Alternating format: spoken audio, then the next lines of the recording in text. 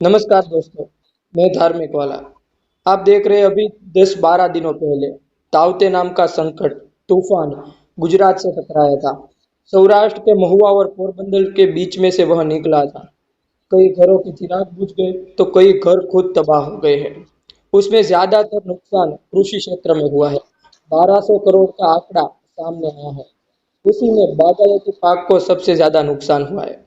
इसके बारे में हम बात करने के लिए हमारे साथ जुड़े हैं नरसिंह भाई आहिर, जो एक कृषि के साथ जुड़े हुए हैं, एक शिक्षक है और साथ ही साथ एक पत्रकार भी है। तो वो हमसे बात करेंगे कि अभी की परिस्थिति कैसी है। सरकार ने जो 500 करोड़ रुपए का एक बजट बाहर पाड़ा है कृषि के लिए, उसमें कितनी सहायता मिल रही है और कितनी अच्छी मिल रही है, उसके बारे में हम बात करेंगे नरसिंह भाई के साथ। नरसिंह भाई, आपका स्वागत है हमारे चैनल में।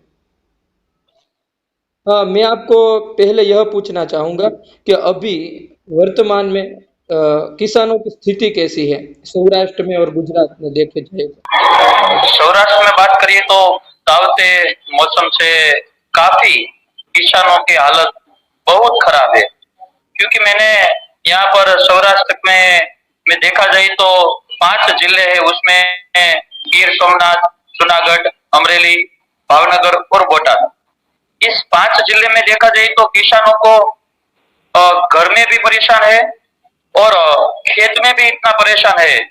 और जो सरकार ने 500 करोड़ का बजट जारी किया है, उसमें मुझे ऐसा नहीं लगता कि वो सचमुच ठीक है। और बागायती पाक में जो नुकसान हुआ है, वो देखा जाए तो 50 वर्ष से पहले ऐसा नुकसान हुआ था।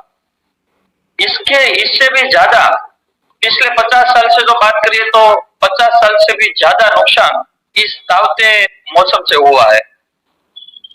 सही बात बताई आपने। और साथ ही साथ मेरे पास तो पूरा रिकॉर्ड है अभी, ये जो दिव्य भास्कर में प्रकाशित हुआ था। आज का आंकड़ा तुमको देता हूँ, आज सुबह का आंकड़ा कि भावनगर जिले में जो गांव है उसमें 39 गांव में अभी भी लाइट नहीं आई है। नहीं आई है, सही बात है। 39 गांव में। अब मैंने जो ये आपको बात बताई उसमें 45 लोग हैं जो ये ताउते तूफान के कारण उनकी मौत हुई है। तो सरकार को उनके जो परिवार है, उनके वारसदार है, उनको सरकार 2 लाख रुपया मुहैया कराएगी। तो उसके बारे में आप क्या सोचते हो? मैं ऐसा सोचता हूँ कि सरकार ने जो आंकड़ा जाहिर किया है कि बिल्कुल गलत है।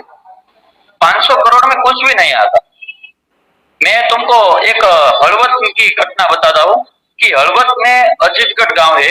अजीतगढ़ गांव से एक तो किसान ने सुसाइड भी किया है, इस तावते वावाजोड़े में सुसाइड किया है। और वो सुसाइड नोट में पाक नुकसानी के कारण ये सुसाइड किया है, उसने ऐसे लिखा है कि मैं जो सुसाइड कर रहा हूँ पाक नुकसानी के कारण मैं सुसाइड कर रहा हूँ। और इसने ऐसा भी बोला, बीजेपी सरकार ने 500 करोड़ का पैकेज तो जाहिर किया है विजय रूपाणी के लिए। तो हम देखा जाए तो बागायती पाक है, आम के आम के वृक्ष है, नारियल है और अन्य कुल मिलाकर सबसे ज्यादा नुकसान किसानों को हुआ है। और जो किसान के लिए सरकार ने जो आंकड़ा जाहिर किया है, मुझे तो ऐसा लग रहा है कि किसानों के साथ सरकार आंख मिचौली खेल रही है। आपने आपने सही बात की, पर मैं ऐसा कह रहा हूँ कि जो सरकार ने 2 लाख मुहैया कराने की बात की कि और जो पीड़ित है, इजाग्रस्त है, उसको 35,000, तो उसके बारे में क्या सोचते हो? ये आपके नजरिए से क्या है, सही है? नहीं, बिल्कुल गलत है। क्योंकि मौत होती है तो 2 लाख रुपये मिल रहे हैं और इजाग्रस्त के लिए 35,000 रुपये मिल रही है, बिल्कुल गलत है। सही, आप क्या सोचते हो इसके बारे में? मैं तो ये सोचता हूँ कि खरेखर गांव के लोगों के साथ मिला जुला कर उसके साथ सर्वे करना है। भावनगर जिले में मैं तुमको गांव का नाम ही देता हूँ कि मोटा असराड़ा गांव है, महुआ तालुका में मोटा असराड़ा गांव है। जब विजय भाई रूपाणी मुख्यमंत्री से महुआ में आए थे आज से 4 दिन पहले, तो महुआ में आए थे, मोटा असराड़ा गांव है, वहां पर सर्वे करने के लिए कोई भी सरकार नहीं आई है। नहीं सरपंच ने भी सर्वे किया है, नहीं मंत्री ने भी सर्वे किया है। और उसको सामान्य नुकसान मोटा असराना गांव में हुआ है ऐसा लिखकर मुख्यमंत्री विजय भाई रूपाणी को दे दिया है। तो सर्वे जब हुआ नहीं है तो इसको कैसे पता चला कि सामान्य नुकसान हुआ है, ये आंकड़ा तो बिल्कुल गलत है। सही है। और जो मृतक परिवार को जो सहाय मिला है, इजाग्रस्त परिवार को जो सहाय मिला है, उसके साथ खरेखर गद्दारी ही की गई है। ओ, कोरोना में भी ऐसा हुआ है और तावते मौसम में भी ऐसा हुआ है। और आप बात कर रहे थे ना, तो साथ ही साथ मुझे जो मैंने जो किसानों से बात की थी उसके मुताबिक मैं कह रहा हूँ कि कोई एक आम का पेड़ होता है, उसको आप पानी पिलाते हो, उसको बड़ा करते हो, तो 10 साल वो आम देता है, उसमें 10 साल लग जाते हैं। 10 साल लग जाते हैं। और वो एक एक आम का पेड़ तकरीबन 700 किलो हाँ, आम देता है। और 1 किलो आम की कीमत हम 40 रुपए भी देखें ना, तो 2,80,000 रुपये एक आम का पेड़ कमा के देता है। तो ये सही बात। इस नजरिए से देखें तो अभी सरकार ने ऐसा कहा है कि महत्तम 2 हेक्टर में जो नुकसान हुआ है उसमें सरकार 1 लाख रुपए की सहाय करेंगी। और तो 2,80,000 की 2,80,000 का तो नुकसान हुआ है, हाँ, तो 1 लाख दिया है। हाँ वही किसान यह कह रहे हैं कि 2,80,000 का नुकसान हुआ है। तो आप क्या सोच रहे हो उसके बारे में, किसान सही है या सरकार जो 1 लाख दे रही है वो बहुत बहुत है? मैं तो ऐसा बोलूं, सरकार जो आंकड़ा जाहिर करता है तो सरकार को एक दिन अथवा एक महीने के लिए खेत किसान के साथ रहकर उसे पूछना है कि भाई ये किसान, ये पेड़ कैसे खिलता है, ये पौधे कैसे खिलता है, किसान कैसे काम करते हैं। और वो सरकार ऐसे में बैठकर सारी हवा खाकर उसको जैसा लगे ऐसा सर्वे मिलाकर कर देता है, तो ये ठीक नहीं है। किसान है ये सही है, सरकार ने जो जाहिर किया है बिल्कुल गलत है। हमारे जो वैसे तो महुआ और पोरबंदर के बीच में से जो अरब सागर में दबान क्षेत्र बढ़ा था, इसके लिए ताउते वावाजोड़ा का उत्पन्न हुआ था, पर वो ऊना में सबसे ज्यादा इफेक्ट करा है उसने। तो ऊना के जो धारासभ्य है पूजाभाई वंश, उन्होंने ऐसा कहा था हाँ, कि 100% हमें जो नुकसानी हुई है उसकी भरपाई के लिए राहत मिलनी चाहिए।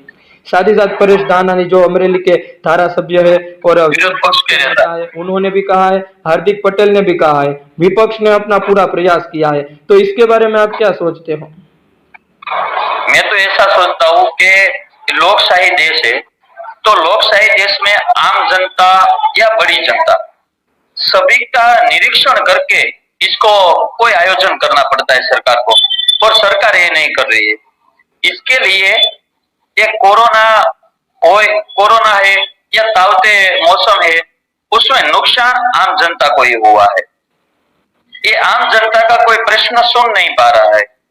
इसलिए किसानों की अभी दिल्ली में जो 6 मास हो गए किसानों का, किसान आंदोलन का, किसी ने कुछ भी नहीं किया। उल्टा क्यों? कि खालिस्तानी किसान। उल्टा खालिस्तानी और आतंकवादियों से जोड़ दिया है इसको। और मैं दूसरा बात करूँ, आपने हार्दिक पटेल की बात की, मैं एक दूसरी बात करी, जूनागढ़ जिले की बात कर रहा हूँ आपको, कि वहां पर पत्रकार परिषद थी 2 दिन पहले। उसमें प्रदेश कांग्रेस किसान के चेयरमैन पालभाई आंबलिया आए और विसावदर के एमएलए और राष्ट्रीय किसान कांग्रेस के कोऑर्डिनेटर हर्षद भाई रिबड़िया और एमएलए भिखाभाई जोशी ने इस सरकार ने 500 करोड़ के राहत पैकेज जो जारी किया है, इसके सामने वो असरग्रस्त किसानों की मजाक समान है, ऐसा भी आरोप लगाया है कि किसानों के लिए जो सरकार ने किया है वो मजाक कर रही है इसके साथ। क्योंकि किसानों की पोजीशन ये ऐसी में बैठने वाली सरकार को क्या पता चलेगी। सही कहा आपने। हाँ, मैं आपको यह पूछना चाहूंगा, ये तो सवाल है मेरे पास, पर आप ऐसे कोई किसान को मिले हैं?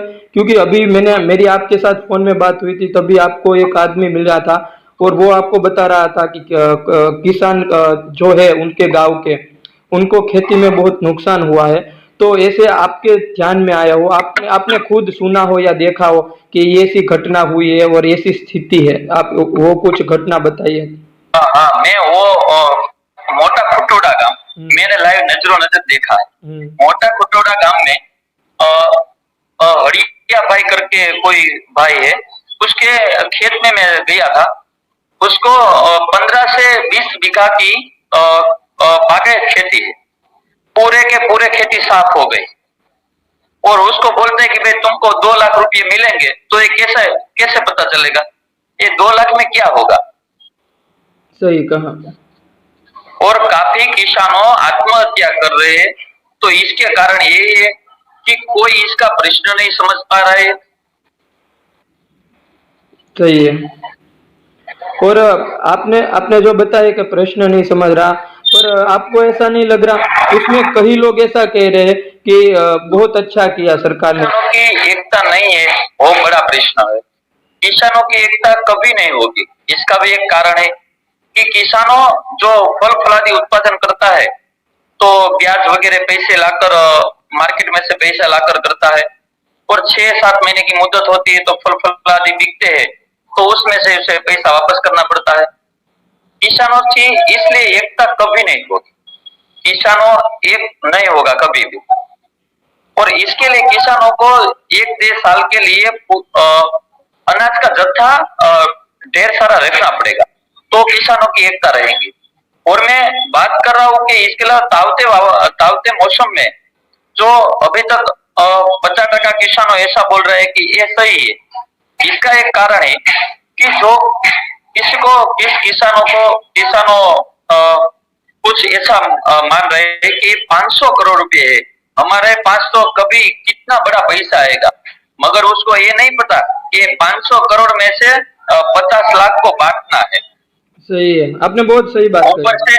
ऊपर से हाथी मिलता है और किसानों के पास चूहे आता है, सही बात ऐसा है। मुझे लगता है।